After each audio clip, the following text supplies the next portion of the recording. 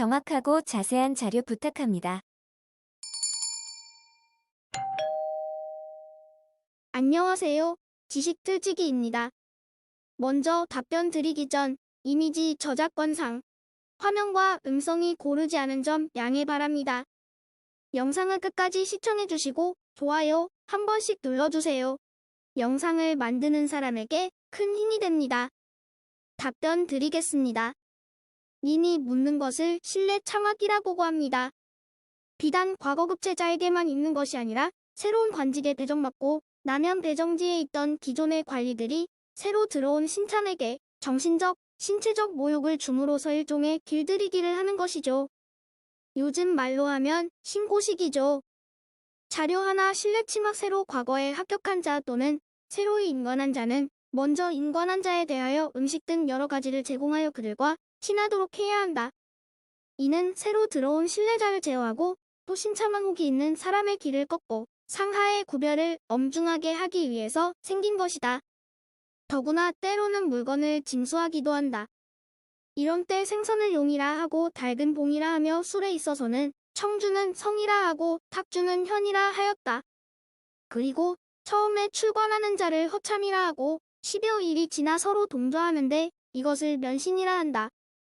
이러한 장난을 처음에는 그 배운 사관에서만 행하였지만 나중에는 충의위, 내금위 등의 군사와 각위의 군사 2조의 봉애들도 이것을 배워 새로 들어오는 사람을 침학하였다. 더구나 신기한 기밀을 식품종이나 요구하여 연회를 벌리게 하였다. 만일 자기들의 비위에 맞지 않을 때는 한 달이 되어도 동조하지 못한다. 이 때문에 누구나 처음 오면 연회를 크게 열어야 하였다. 만일 기약이 없으면 더욱 여러 가지를 내놓으라고 하였다. 감찰은 옛날에 전중시어사의 직이며 그 중에 관급이 높은 사람은 방주라 하였다. 다음에는 상하유사들이 내방에 들어가 정조하는데 그 외방을 배직한 순서에 따라 석차를 정하였다. 그중 수석을 비방주라 하고 신입자를 신귀라고 하였다.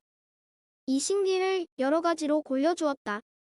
방목이나 장목 등 석갈에 만한 것을 갖다가 신귀에게 들게 하는데 이를 경홀이라 한다. 이를 들지 못하면 신귀는 무릎으로 기어가 선생 앞에 꿇어앉으면 선생이 때린다. 또 거민을 잡는 놀이도 하는데 신귀에게 검정이 묻어있는 부엌벽을 문지르게 하여 양손이 까맣게 되면 물을 떠다가 손을 씻게 하고 그 물을 먹게 하고 때로는 선생이 신귀의 집에 찾아가는데 이때는 사물을 거꾸로 쓰고 맞이하였다. 그리고 그 집 당중에 술상을 차리며 이때 기녀를 데리고 왔는데 이것은 안침이라 하였다. 술이 취해 연회가 익어가면 상대별곡을 불렀다.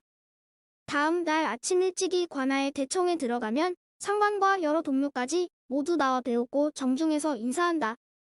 이때 인사가 끝나기 전에 숙직하던 선생이 방 안에서 목침을 가지고 나와 신기를 향하여 던진다.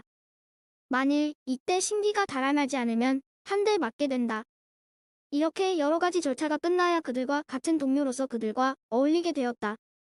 그 중에도 홍문관, 예문관, 성균관이 실내 침학이 심하였다. 처음으로 과거에 합격한 자는 의정부, 예조, 승정원, 사원부, 사감원, 성균관, 예문관, 도서관, 홍문관, 승문원 등 제사의 선생에게 배할한다. 이런 때 그들은 포속을 많이 요구하여 울면의 비용으로 충당하였다. 이러한 악풍을 없애기 위하여 성동 때 엄중하게 명령을 내려 신뢰자에 대한 침학을 엄중히 금하였다. 그래도 얼마 후에 다시 생겨나 피해가 심했다.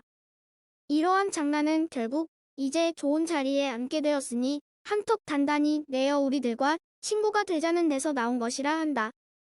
성동 이후 매우 자중하는 사람이 많이 생겨 얼마간 적어졌다 한다.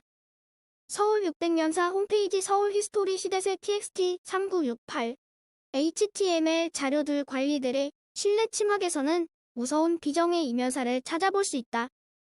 명종 8년 윤 3월 간원의 상소문에 보면 새로 부임된 관리에게 가하는 선임 관리의 학대 방법으로 얼굴에 똥칠하는 기습이 있으며 이 침학 방법을 당양분이라 부른다 하였다. 이 같은 오물뿐 아니라 돼지우리의 민물, 미침 계집에 오줌물을 칠하기도 하고 눈, 코, 입 언저리만을 남기고 얼굴에 먹칠을 하기도 한다. 신참자의 이름을 거꾸로 써 불에 태운 다음 그 죄를 물에 타먹이기도 하고 관가의 부엌벽을 손바닥으로 쓸게 하여 그 검정이를 씻은 물을 먹이기도 하였다. 이에 구토를 하지 않을 자 없다 하였다. 신창래의 학대에는 격식과 절차가 있었다. 관부의 성인자를 방주라 하여 상하유사와 더불어 내 방에 들어 정좌한다. 그 외방에는 좌차, 중수, 비방주라는 신뢰 참례의 임시 벼슬아치가 앉는다.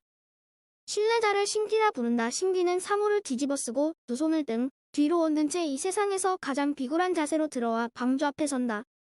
방주가 희생을 지으라면 희생을 짓고 노영을 지으라면 성을 내며 개의 교미 신용을 지으라면 그 신용을 해야 한다.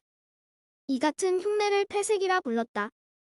도시 신용할 수 없는 흉악한 패색을 요구하여 머뭇거리면 앞서 열거한 가혹한 가악으로 옮겨간다.